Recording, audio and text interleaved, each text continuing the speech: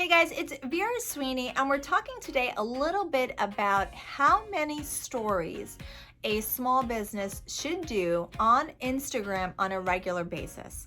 Now, this might vary from industry to industry, but the whole point of Instagram stories is to really give that behind the scenes look for your customers and potential customers. There's a formula to how you should go about doing just that.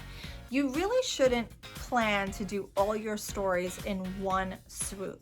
So let's say you're planning to do 5 stories a day. It's not wise to do all 5 stories at 8 o'clock in the morning. If you do them all at 8 o'clock in the morning, then your little circle icon will not show up again for the rest of the day once somebody has viewed your stories. And basically, you will not become top of mind again to any of your customers for that particular day.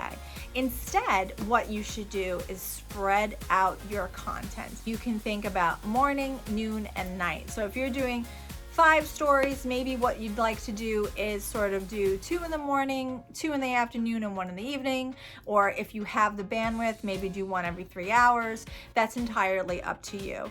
Another thing to consider is, if you do want to put a few together, consider telling somewhat of a story. Why are people clicking through? You have to give them a reason to sort of get to the end of your storyline. If you are putting multiple images and videos together at one shot, make sure that they're linked together in some way. As a follow-up tip to that, the attention span of people who watch stories are around 4 consecutive images or videos. So if you're doing 4 videos at once, you need to break it up with maybe an image or a boomerang or something entirely different.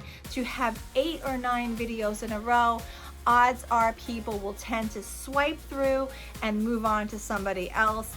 We are the fast and the furious when it comes to Instagram, and so people don't really like to have too many of the same thing. Too many pictures, too many boomerangs, too many videos. So if you want to do 3 videos and then a photo, or 3 photos and then a video, you see what I'm saying? You just have to make sure that you're splitting it up to change the mind. You're basically making them blank, get them out of a zone, and then you get back into whatever it is that you're trying to do. As far as how many you want to do a day, again, that's completely up to you. It could be 5, it could be 10. That's really up to your bandwidth.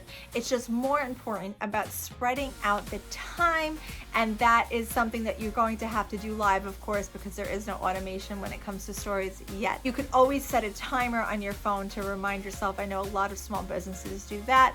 And once you get into the hang of it, though, you will find that stories become pretty simple and easy to add to your everyday business. As you're working, something happens right in front of you, you just whip out your phone and then you take a photo. A lot of people tend to do a more casual look at their lives when it's on their story, and then a more polished look when it's on their feed.